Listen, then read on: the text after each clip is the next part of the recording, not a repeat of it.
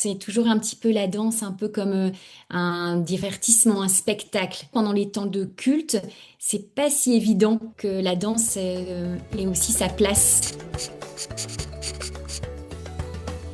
Dans cette deuxième partie de notre rencontre avec Isabelle, nous découvrons comment une passion est devenue une vocation. Après avoir traversé une période difficile où ses projets semblaient s'effondrer, Isabelle choisit de remettre ses rêves entre les mains de Dieu. Peu à peu, elle reçoit des confirmations, rencontre des personnes inspirantes et voit naître une vision nouvelle, créer une école de danse chrétienne. Aujourd'hui, à travers son association, ses ateliers et son travail auprès des personnes fragilisées, elle montre qu'un talent artistique peut devenir un véritable ministère et un outil de restauration. Son parcours est une invitation à croire que Dieu peut transformer un rêve en mission et un don en bénédiction pour les autres. Écoutez-la.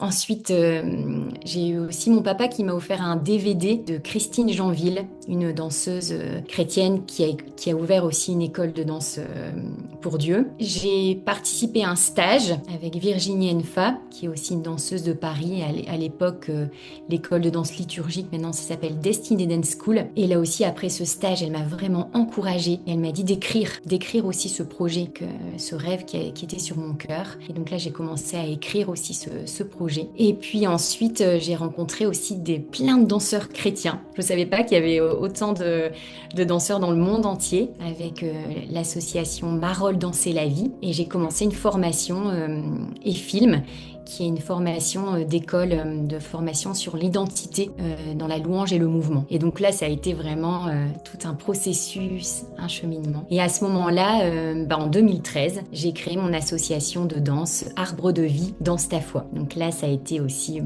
des années vraiment merveilleuses où j'ai commencé à enseigner au départ juste un cours par semaine, un cours adulte. Et puis mon rêve, c'était aussi d'enseigner aux enfants. Donc j'ai commencé aussi après à enseigner aux enfants. Ça s'est poursuivi, encore maintenant où je donne des ateliers. Et puis en 2017, j'ai repris une formation pour devenir socio-esthéticienne, pour donner des soins à des personnes fragilisées. Donc aussi des ateliers de revalorisation, d'estime de soi, et où j'utilise aussi la danse comme thérapie. Là, je travaille dans une clinique en santé mentale et je travaille aussi pour l'association EVI où je donne des ateliers en foyer logement et en entraide et partage. Alors vraiment, on voit que dans la Bible, il y a énormément, ça regorge de passages qui parlent de la danse.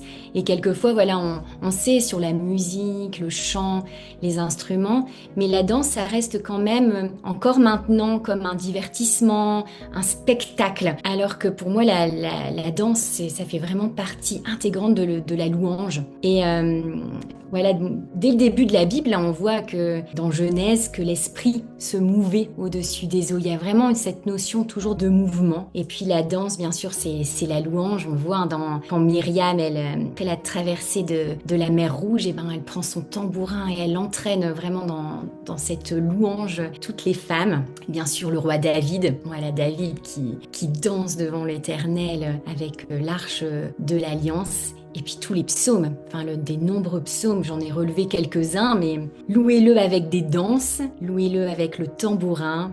Alors, j'ai toujours mon tambourin et je viens de commencer la harpe, louez-le avec la harpe.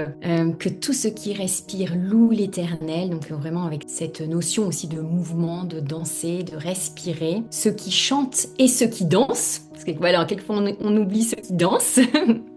S'écrit « Toutes mes sources sont en toi ». Dans Ecclésiaste aussi, j'ai relevé ce passage qui dit « Il y a un temps pour pleurer et un temps pour rire, un temps pour se lamenter et un temps pour danser ». Et donc vraiment que la danse, elle a sa place dans le rythme de la vie. J'aime beaucoup aussi ce passage dans Sophonie 3,17 qui dit « L'Éternel, ton Dieu, est au milieu de toi, un héros qui sauve. Il fera de toi sa plus grande joie. Il se réjouira à ton sujet. Avec allégresse. Il dansera autour de toi avec des cris de joie. Donc on voit même que Dieu danse et que aussi les anges, quand on voit tout ce mouvement de vie, quand ils se prosternent, Saint, Saint, Saint est le Seigneur, il y a aussi tout ce mouvement des anges qui dansent, qui font partie vraiment de la louange. Dans Luc 15, 25, aussi après le retour du fils prodigue, on voit qu'il va y avoir des chants, des danses pour l'accueillir. Ça fait vraiment partie du peuple d'Israël. J'ai eu la joie d'aller en Israël en 2023. On a été avec un groupe de danseuses et on voit vraiment que la danse en Israël, ça fait vraiment partie de nos racines juives, et que c'est vraiment quelque chose qui est merveilleux. Il y a beaucoup de danse, de chant. Oui, il y a justement ce que je disais tout à l'heure, c'est toujours un petit peu la danse, un peu comme un divertissement, un spectacle. Donc autant pendant les temps de Noël, de Pâques, voilà, c'est possible, mais encore pendant les temps de culte, c'est pas si évident que la danse ait aussi sa place pour accompagner la louange. Alors bien sûr pas sur toute la louange, mais quelquefois d'exprimer juste un chant avec de la danse ou de la peinture. Il y a déjà eu aussi des temps de culte, mais pour moi c'est encore peu. Voilà, il y a déjà, il y a déjà du changement, je trouve, avec la prière, la persévérance. Je pense que voilà, les pasteurs après font plus confiance quand ils ont vu aussi, quand on a participé aussi à des cultes famille, où là il y a les enfants aussi qui dansent. Donc je pense que c'est aussi que les pasteurs et les responsables puissent voir que la danse, c'est aussi un art qui vient de Dieu, qu'elle a sa place aussi dans la louange. Je peux pas vivre économiquement de mon art. Ça permet de faire vivre l'association et voilà, d'avoir des ateliers, mais c'est pour ça que je travaille aussi en tant que socio-esthéticienne. Je pense que c'est encore difficile de vivre de son art. Quand on a un don pour le servir, pour le transmettre, d'être vraiment des témoins de son amour, de sa grâce au travers des dons et des talents qu'il nous a donnés. Toujours de vraiment faire confiance au Seigneur qui nous aide, qui nous encourage, qui investit aussi en nous. Voilà, de garder confiance pour que le Seigneur, ce qu'il a mis en nous de précieux dans le don qu'il nous a donné, que c'est pour le servir pour sa gloire. Oui, c'est vraiment quelque chose